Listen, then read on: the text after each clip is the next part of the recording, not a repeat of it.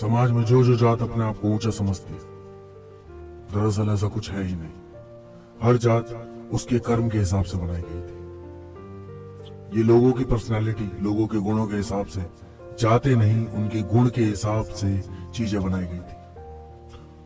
जिन्होंने उस वक्त बड़ा माना पढ़ाई को, जिन्होंने सोचा कि हम ज्ञान लेना चाहते हैं सतोगुणी, उन्हें ब्राह्मण बना दिया गया। जिन्होंने फायर एलिमेंट के गुण को अपनाया, 12 राशियां, चलो मैं आपको बाद में समझाऊंगा, उसके हिसाब से अलग अलग राशियों के हिसाब से अलग अलग जातें बनाई गई। जिस राशि के व्यक्ति को जिस एलिमेंट के इंसान को जो करना पसंद था, जिस चीज में वो एक्सपर्ट था, अपने एक गुण के साथ, उस हिसाब से राशियां बनी। आपको बताएं सबसे बड़ी जात कौन सी है? अगर यदि बताया जाए तो सबसे बड़ी जात है वाल्मीकि, जिसे आप भंगी कहते हैं। उसे गर्व से कहना चाहिए मैं भंगी हूं, क्योंकि आप भगवान के बच्चे हैं। और इन लोगों ने क्या किया? इन लोगों ने तुच्छ होकर आप लोगों को तुच्छ बना दिया और भगवानों के मंदिर तक में नहीं जाने दिया। इन लोगों ने बनाई ऊंच नीच। चलिए हम आपको समय के उस दौर में लेके भगवान कहते हैं संसार में मैंने कोई नियम नहीं बनाया, ये सारे नियम इन्होंने ही बनाए हैं। ये ब्राह्मण ही हैं जिन्होंने नियम बनाए। मैंने बस इन्हें बताया था किसी को दुख हो रहा हो तो आप उसे के दिमाग में कुछ उसका सॉल्यूशन डाल के उस चीज से निकाल सकते हैं। उसके मन में बस आपको एक पॉजिटिव थॉट डालना है, क्योंकि जब तक उसका समय लिखा होगा तब तक उसके साथ वो होगा, और जैसे ही उसका समय पूरा हो जाएगा वो चीज होना बंद हो जाएगी। उसका कोई सॉल्यूशन नहीं है। इन्होंने आपको भ्रमित किया। आप ब्राह्मण के पास पहुंचते उसी समय है जब आपका वक्त आ चुका होता है, बुरा वक्त खत्म होने का। तो आपको लगता है कि हर एक चीज जैसे लॉजिक से चलती आ रही है, लॉजिकली भगवान चीजें ठीक करता है, ना कि अपने आप चीजें ठीक होती।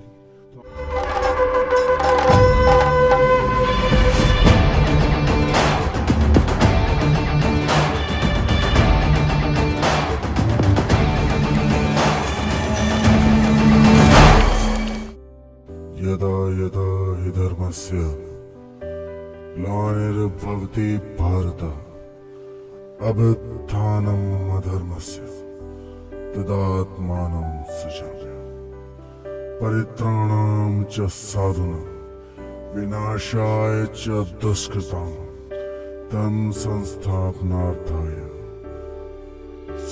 ये एक ढोंगी बाबाओं की टीम है, हम पे भरोसा मत कीजिए, बस सुनिए और जाइए।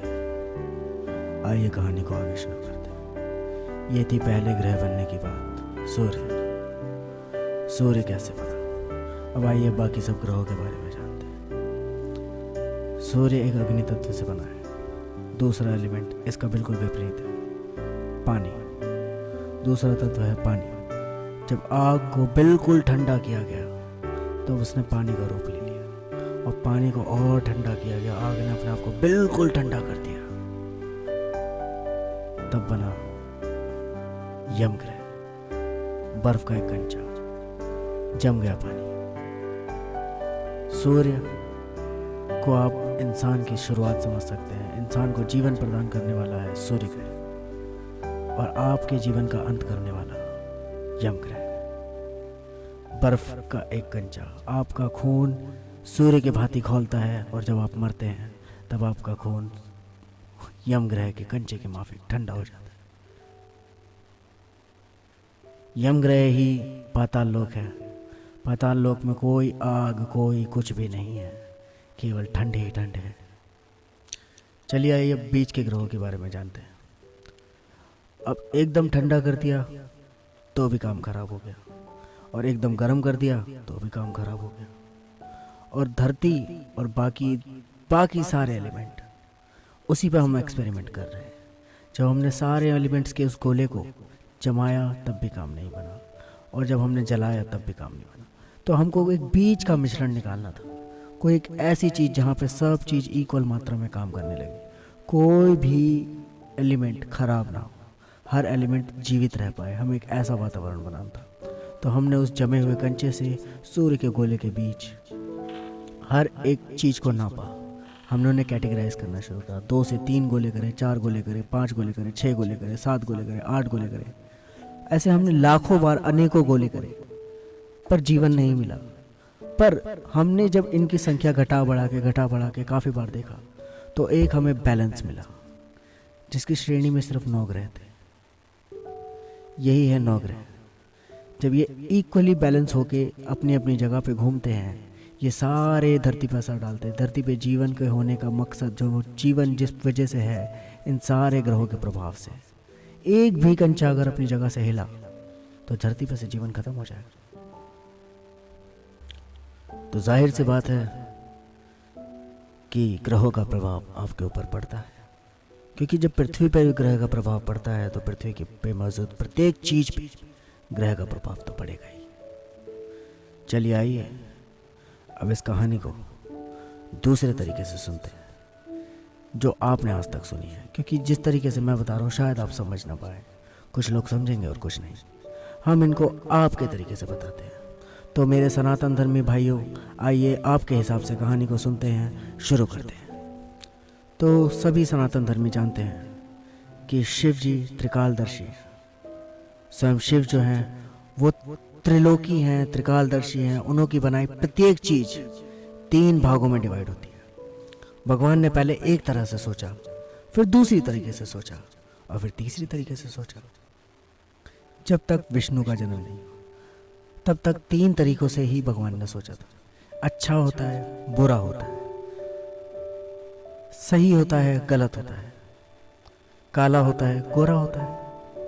हर चीज के 2 तथ्य निकाले, पर उसके बाद उन्होंने तीसरे तरीके से सोचा, जिसे हम अर्धनारीश्वर भी कहते हैं। तीसरी सोच, आदमी है तो औरत है, नर है तो नारी है, 2 के बीच का ये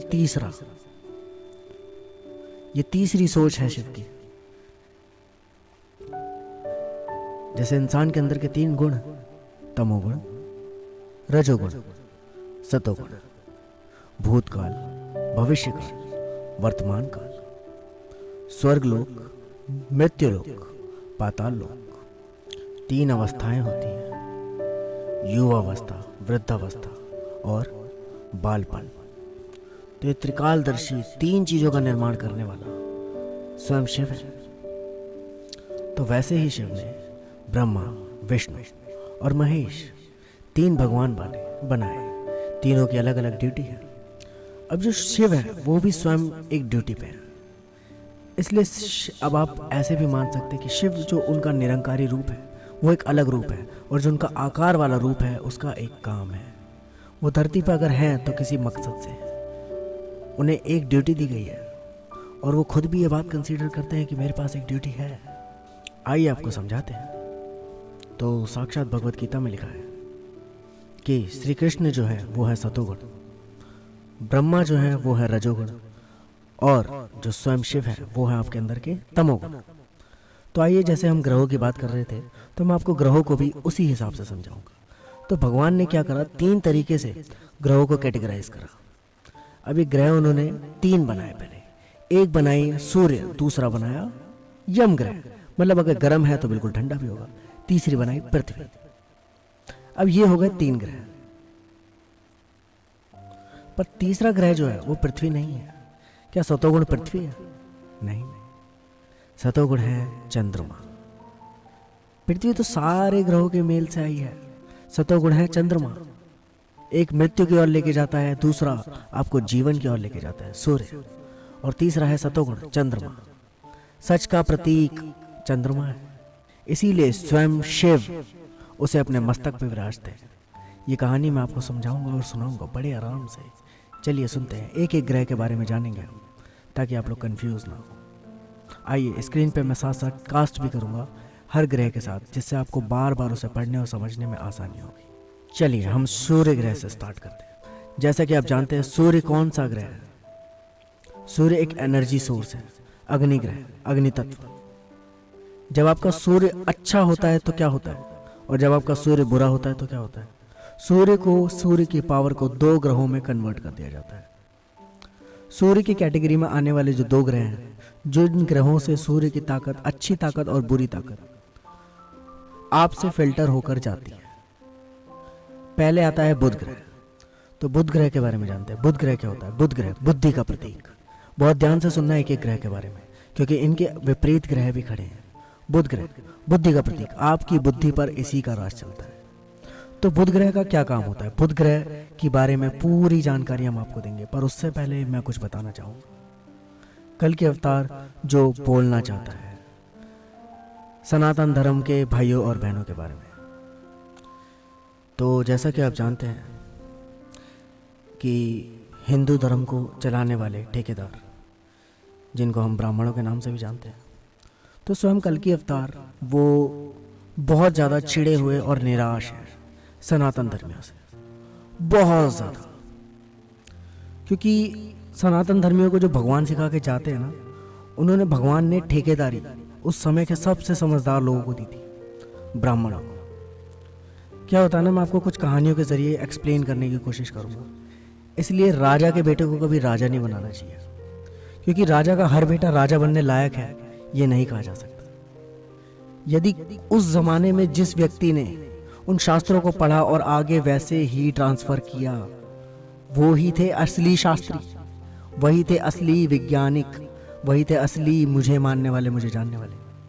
ये भगवान का कहना है। पर उसके बाद क्या हुआ, लोगों ने मिलावट करना शुरू कर दिया। जो आगे शास्त्रों को पढ़ते गए, उन्होंने शास्त्रों का ज्ञान लोगों से छुपाना शुरू कर दिया। ऊंच नीच भगवान ने नहीं बनाई, बहुत गलत सोच रहे हैं। ऊंच नीच बनाई है इंसानों ने। भगवान ने तो गीता में आप पढ़ेंगे तो साफ साफ लिखा है, इन्होंने तो गीता तक को गायब कर दिया, अपने तक ही रखा, शास्त्रों को बाकी इंसानों को पढ़ने ही नहीं दिया। भगवान ने तो कभी नहीं बनाया था कि कोई छोटा होता है कोई बड़ा होता है। वाल्मीकि, भंगी, सॉरी, तो भंगी अपने आप को सबसे छोटा मानते हैं। वो इसको कहने से भी चिढ़ जाते हैं कि भंगी शब्द बोलो। अरे क्यों चिढ़ते हो? आप हो तो आप स्वीकारो। आप समाज की इस गंदगी को साफ कर रहे हो। गंदगी फैलाने में सबसे आगे ब्राह्मण, क्योंकि अपनी करी हुई गंदगी को वो छूना भी पसंद नहीं करते, और आपकी गंदगी को जो साफ करता है उसको भी छूना पसंद नहीं करते। तो गंदगी फैलाने वाले समय तो ब्राह्मण ही है। जो असली ब्राह्मण थे, उनके पूर्वज, वो तो चल बसे, और उसके बाद जो ये गंदगी पैदा हो गई है, इस गंदगी ने पूरा संसार मैला कर दिया, जिस चक्कर ने भगवान ने आकर इस गंदगी को काटना शुरू कर दिया, इस गंदगी को मिटाने के लिए। तो चलिए इस युग में हम लोग ब्राह्मणों को ऊंचाइयों से नीचे लेके आएंगे।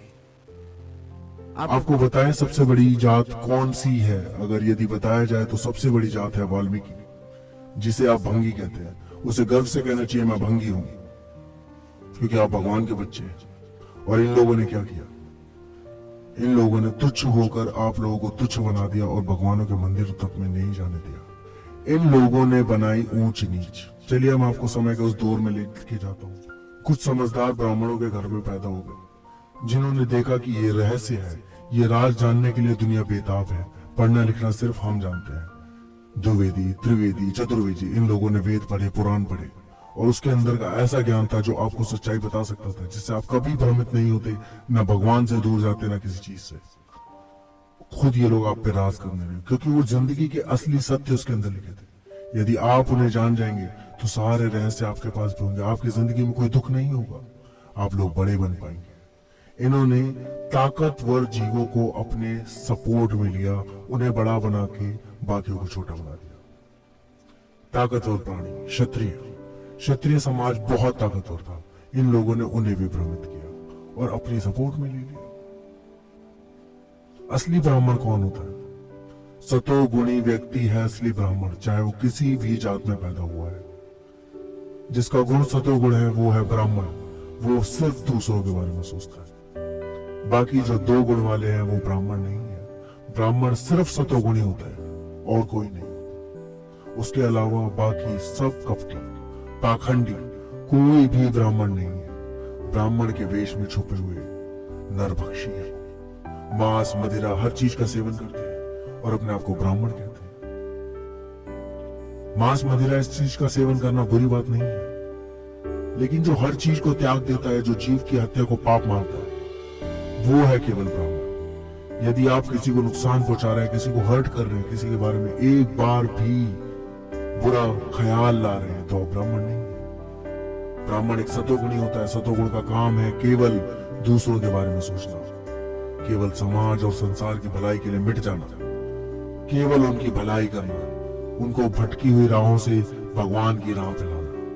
भगवान कहते हैं संसार में मैंने कोई नियम नहीं बनाया, ये सारे नियम इन्होंने ही बनाए हैं, ये ब्राह्मण ही हैं जिन्होंने नियम बनाए। मैंने बस इन्हें बताया था किसी को दुख हो रहा हो तो आप उससे के दिमाग में कुछ उसका सॉल्यूशन डाल के उस चीज से निकाल सकते हैं। उसके मन में बस आपको एक पॉजिटिव थॉट डालना है, क्योंकि जब तक उसका समय लिखा होगा तब तक उसके साथ वो होगा, और जैसे ही उसका समय पूरा हो जाएगा वो चीज होना बंद हो जाएगी। उसका कोई सॉल्यूशन नहीं है। इन्होंने आपको भ्रमित किया। आप ब्राह्मण के पास पहुंचते उसी समय है जब आपका वक्त आ चुका होता है, बुरा वक्त खत्म होने का। तो आपको लगता है कि हर एक चीज जैसे लॉजिक से चलती आ रही है, लॉजिकली भगवान चीजें ठीक करता है, ना कि अपने आप चीजें ठीक होती है। तो आप उस पर आजकल तो बताने के भी पैसे लेते हैं। सबसे नीच जाते हैं ब्राह्मण, इस समय की तो सबसे नीच जाते, क्योंकि जिन लोगों को यदि थोड़ा बहुत ज्ञान भी है तो वो बांटने नहीं देते, छुपा के रखते हैं। बहुत कम ही होंगे जो रियल ब्राह्मण बचे होंगे। ब्राह्मणों में अभी भी ब्राह्मण वही होंगे जो सतोगुणी होंगे, बाकी दोनों कपटी हैं, रजोगुणी और तमोगुणी। गर्व से कहिए कि मैं बंगी हूं। समाज में जो जो जात अपने आप को ऊंचा समझती है, दरअसल ऐसा कुछ है ही नहीं। हर जात उसके कर्म के हिसाब से बनाई गई थी।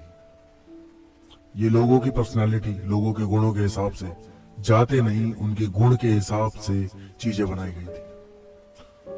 जिन्होंने उस वक्त बड़ा माना पढ़ाई को, जिन्होंने सोचा कि हम ज्ञान लेना चाहते हैं, सतोगुणी, उन्हें ब्राह्मण बना दिया गया। जिन्होंने फायर एलिमेंट के गुण को अपनाया, 12 राशियां, चलो मैं आपको बाद में समझाऊंगा, उसके हिसाब से अलग अलग राशियों के हिसाब से अलग अलग जातें बनाई गई।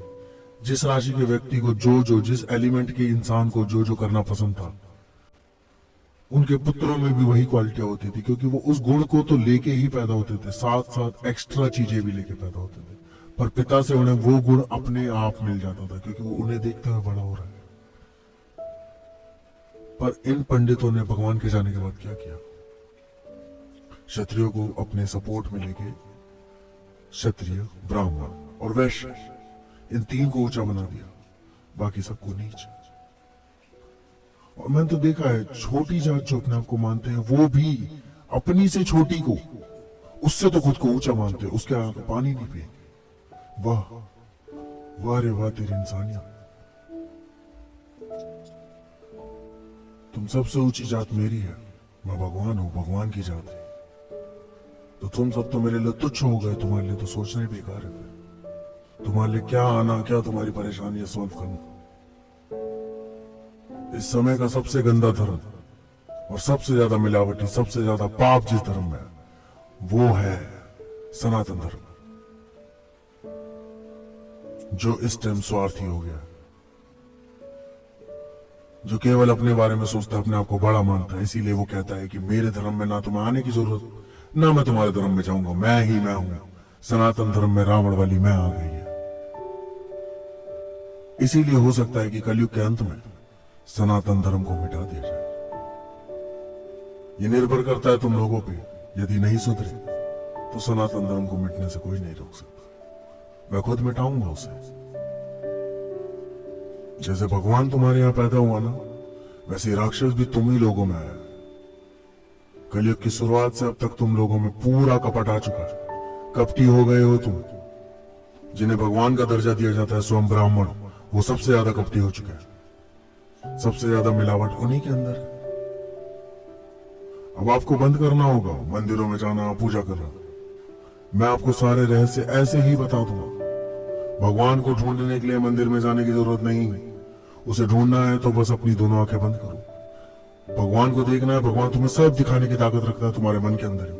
आपको बस अपनी दोनों आंखें बंद करनी है और मुझे इमेजिन करना है। जिस रूप, जिस आकार में मुझे देखना चाहते हो, मैं वैसा ही दिखूंगा तुम्हें। मुझसे बात करो, मेरी प्रतिमा तुम्हारे सामने खड़ी होगी, आशीर्वाद देती हुई। मेरा एक हाथ ऊपर होगा, मेरे सोने का मुकुट मेरे सर पे होगा, जैसे तुम मुझे देखते हो।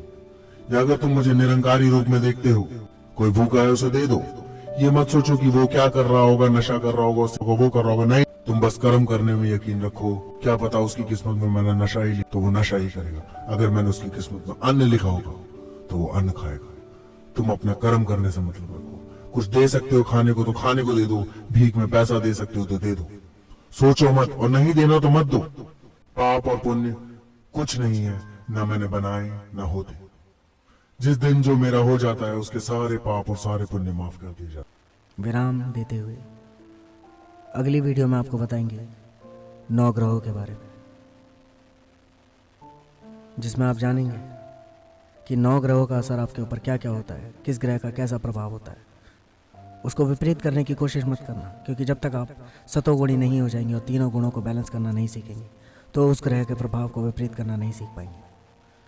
मैं आपको कर्म योनि से निकालूंगा। जब आप कर्म योनि से निकल जाएंगे उसके बाद आप ग्रहों के प्रभाव को उलटना सीख जाएंगे। पर याद रखना, आपके ऊपर ग्रहों का अगर प्रभाव है तो वो किसी पंडित के बोलने से नहीं जाएगा। वो आपके कर्मों और आपकी करी घटनाओं द्वारा, आपके पिछले जन्म के कर्म, आपके इस जन्म के कर्म, हर जन्म के कर्म का भोग है जो आप भोग रहे हैं। इसलिए वो अपने समय पे ही पूरा होगा। जो भी अमीर हैं, जो भी एक अमीर घर में पैदा हुआ है, वो सारे इस समय ब्राह्मण, क्षत्रिय और वैश्य हैं। वो है ऊंची जात, जो भी अमीर है। और जो गरीब हैं वो सारे छोटी जात के हैं, क्योंकि उन्हें सजा मिल रही है। आप नीच कुलों में पैदा हुए हैं। नीच कुल मतलब गरीबी। आप दरिद्रता देख रहे हैं, आप दुख देख रहे हैं। आपकी हर इच्छा अगर पूरी नहीं हो रही तो आपने पिछले जन्म में कोई पक्का बुरा काम किया होगा। इस जन्म में आपके कर्म फिर से शुरू हो जाते हैं और आप फिर से यदि बुरे ही कर्म कर रहे हैं तो फिर आगे भी बुरा होगा। आपके पाप उतनी ही जल्दी माफ कर दिए जाते हैं जितनी जल्दी आप कर्मों को सुधारते हैं। और बुरे वक्त में भी अगर भगवान को याद करते हैं और किसी चीज़ के बारे में गलत नहीं सोचते तो आपकी गलतियों को माफ़ कर दिया जाता है। यदि आप खुश रहना सीख जाते हैं तो आप माफ़ कर दिए जाते हो, क्योंकि आप पे से कली राक्षस का असर खत्म हो जाता है जब आप खुश रहना सीख जाते हो। भगवान ने केवल आपको हंसना सिखाया है, राक्षस ने आपको रोना सिखाया है। जितने भी दुख, दर्द, प्यार में दर्द होना, प्यार में तो दर्द होता ही नहीं भगवान के यहाँ। भगवान के प्यार, प्रेम में तो सिर्फ खुशी मिलती है। आप भगवान से प्रेम करके देखो, आपको कभी दुख ही नहीं होगा। ना वो कभी छोड़ के जाते, ना वो कभी कुछ होता, ना आपको चीटिंग करते, ना आपसे झूठ बोलते। वैसे ही प्रेम आपको इंसान से करना है। मान लीजिए हर इंसान भगवान है जिससे भी आप प्यार करते हैं। आपके सारे दुखों का अंत हो जाएगा। उसकी हर खुशी को पूरा करने की कोशिश कीजिए, बेशक वो गलत ही सही, आपको छोड़ के जाए, आपको नाराज करे, आपको निराश करे, कुछ भी करे, लेकिन आपको प्रेम करते ही रहना है।